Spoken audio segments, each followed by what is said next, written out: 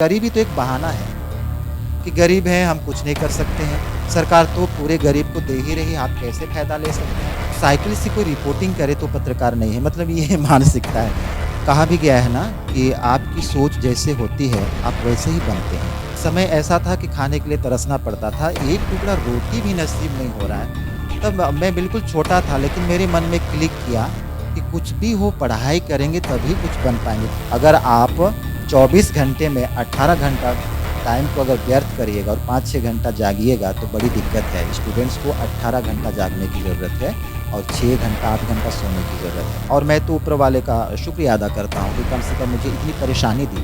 अगर इतनी परेशानियाँ नहीं दी होती तो शायद मैं इस मुकाम पे नहीं रहता। 9 अगस्त आदिवासी दिवस के रूप में मनाया जाता है। आज के परिप्रेक्ष्य में झारखंड में आदिवासियों की क्या स्थिति है, क्या परिस्थिति है, इस बात पर चर्चा ना करते हुए आज हम आपको उस शख्स से मुलाकात करवा रहे हैं जिन्होंने अपने संघर्ष के बूते एक मुकाम हासिल की है। और उनकी संघर्ष की गाथा ऐसी कि उन्होंने पैदल चलते हुए, फुटपाथ में काम करते हुए, दिहाड़ी मजदूरी का काम करते हुए आज सम्मानित पद पर स्थापित हैं। नमस्कार, मैं हूँ एसआरएफ न्यूज़ के साथ मनोज सिंह और हम सीधे बात करते हैं प्रोफेसर कॉर्नेल मिन से। आपका स्वागत है एसआरएफ न्यूज़ में। बहुत-बहुत धन्यवाद मनोज जी। आप पत्रकारिता को करीबी से देखा है आपने। आपने कई एक ऐसे कार्य को किया है जिस कार्य को करने में आज के युवा पीढ़ी को सोचना पड़ेगा। आप ज़रा अपने बारे में बताएँ। और देखिए, विश्व आदिवासी दिवस के अवसर पर आपने ये चर्चा छेड़ी है, तो मैं कहना ये चाहूँगा कि क्योंकि अगर संघर्ष ना करें, तो एक तरह से हम जी नहीं पाएँगे। संघर्ष ही जीवन है, कहा भी गया है। तो संघर्ष चाहे ट्राइबल समुदाय का हो या कोई भी हो, संघर्ष तो आपको करना ही पड़ेगा। और अगर हम गरीबी की बात करके अगर बैठ जाएँ, तो फिर हम कुछ हासिल नहीं कर पाएँगे। कहा भी गया है ना कि आपकी सोच जैसे होती है, आप वैसे ही बनते हैं। गरीबी आपको आगे बढ़ने से कुछ दिनों के लिए रोक सकती है, लेकिन वो हमेशा बाधक नहीं बनती है। कई रास्ते खुलते हैं, बस दृढ़ इच्छा शक्ति होनी चाहिए, लगन, जुनून, एक जज़्बा होना चाहिए कि मुझे कुछ करना है। अगर मुझे कुछ करना है इस उद्देश्य से अगर हम करेंगे तो हम बहुत कुछ कर सकते हैं। मेरा गांव गुमला के जो चैनपुर अनुमंडल है, अभी अनुमंडल बन गया है, उसके अंतर्गत एक नतापोल करके गांव है।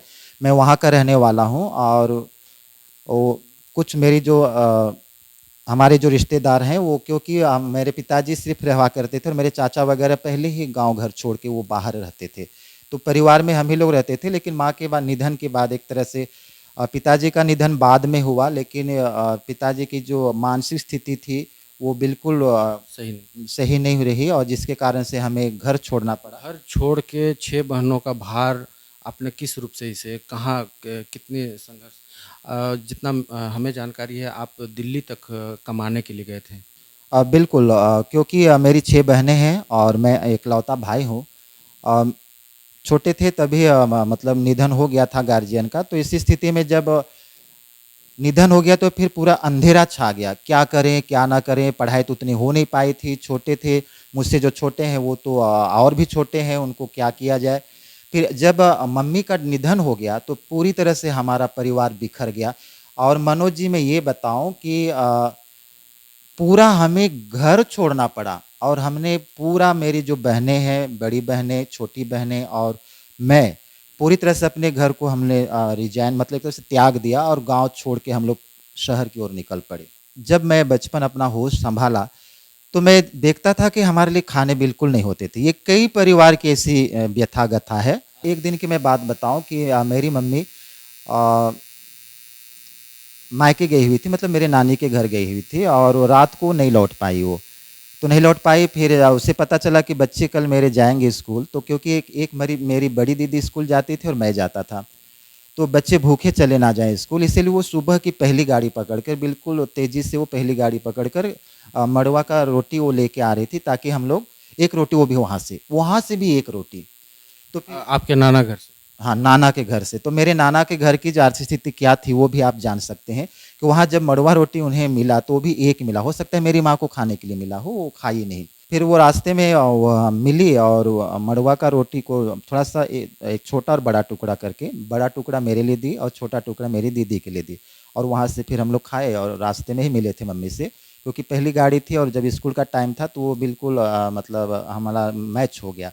रास्ते में मेरी मम्मी मिली और फिर हमने उससे खाया, बड़ा टुकड़ा मैं खाया और चल दिया। मेरी बड़ी बहन थी, उसको बड़ा टुकड़ा मिलना चाहिए ना, लेकिन क्योंकि मैं लड़का था और ये मैं छोटा था, जबकि मुझे तो छोटे की ज़रूरत थी रोटी की।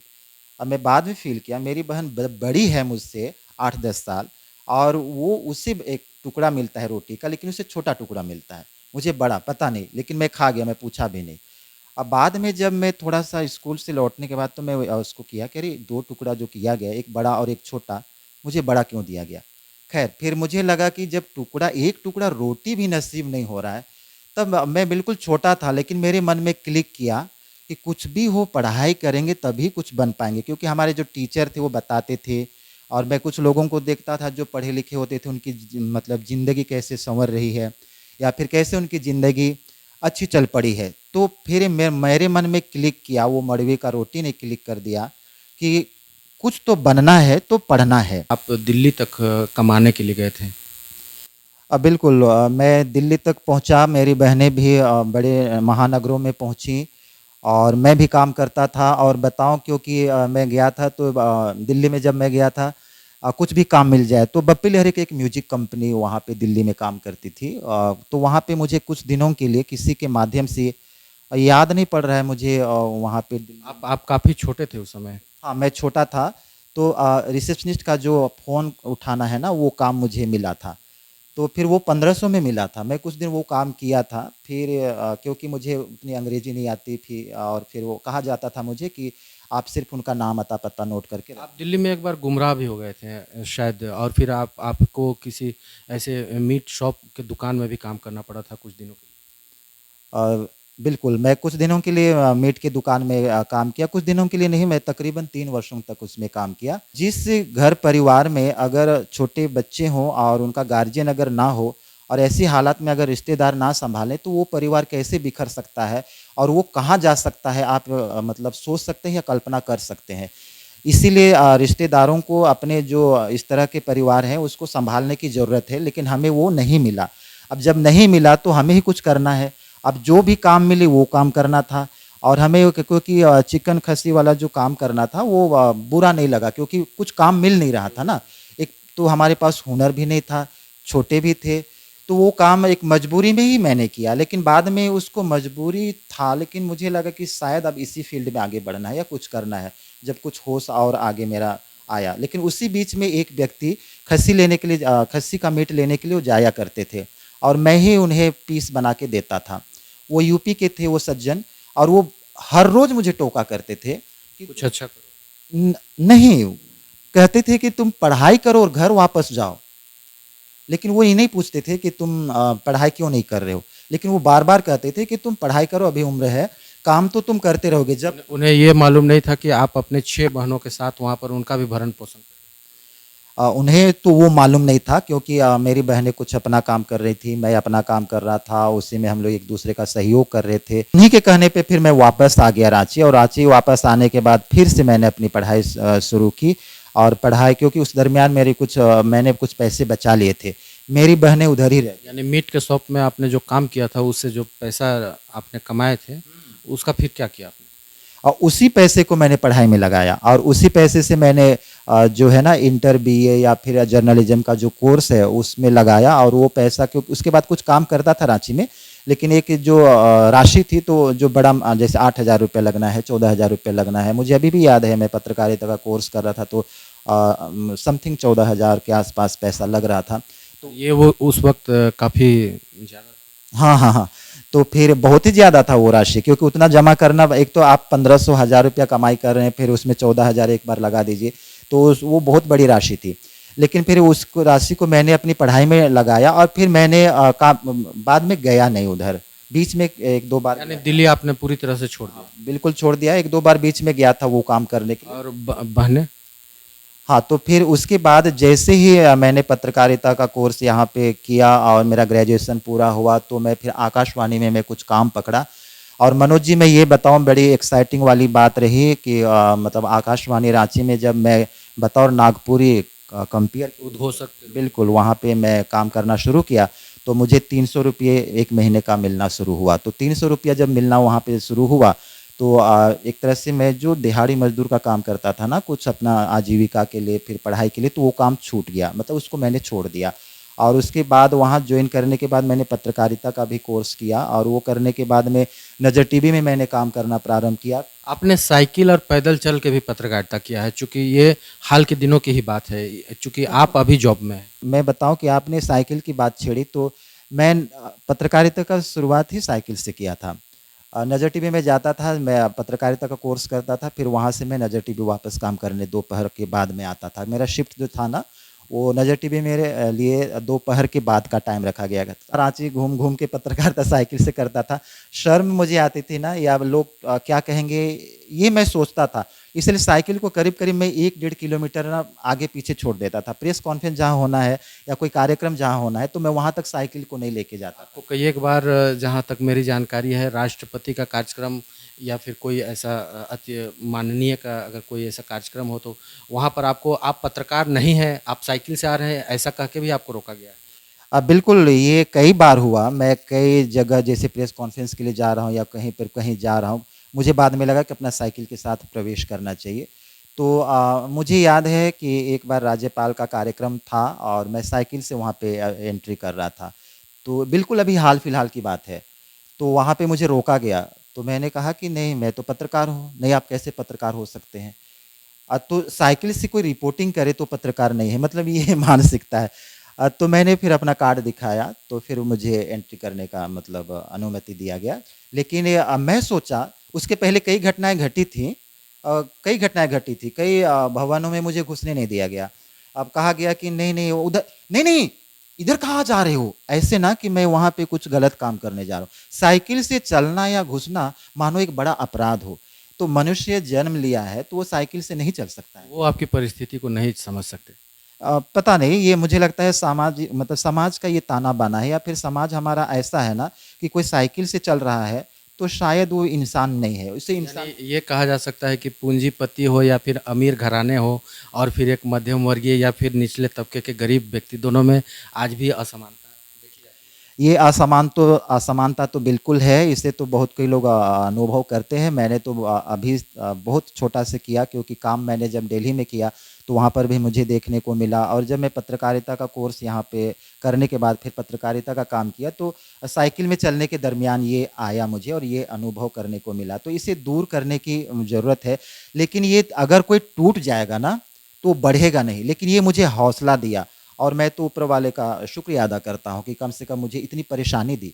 अगर इतनी परेशानियाँ नहीं दी होती, तो शायद मैं इस मुकाम पे नहीं रहता। तो मैं तो बहुत ऊपर वाले का शुक्रिया अदा करता हूँ कि इतनी समस्याओं के बीच मुझे पैदा किया और इतनी समस्याएँ दी। अभी ना बड़ी से बड़ी समस्याएँ, कई घटनाएँ ऐसी घटी हैं, जिसे बयान नहीं कर सकता हूँ। है। जितना भी पैसे की जो आपने आप बचत करते थे खुद को दुख देके, उन सारी पैसों को आपने जमा करके बहनों की पढ़ाई में लगाया। बिल्कुल, क्योंकि बहनों का मुझे लग रहा था कि लड़कियां हैं, अगर इन्हीं की पढ़ाई ना हो और अगर ना पढ़ाया जाए, तो उनका परिवार भी ना खुशहाल नहीं होगा। तो मेरे मन में आया कि चलो, अब मैं कुछ थोड़ा बहुत कमा पा रहा हूँ, तो उनकी पढ़ाई आगे बढ़नी चाहिए। और आज के डेट में मैं बता दूँ, एक बहन तो बहुत ही आगे तक पढ़ गई।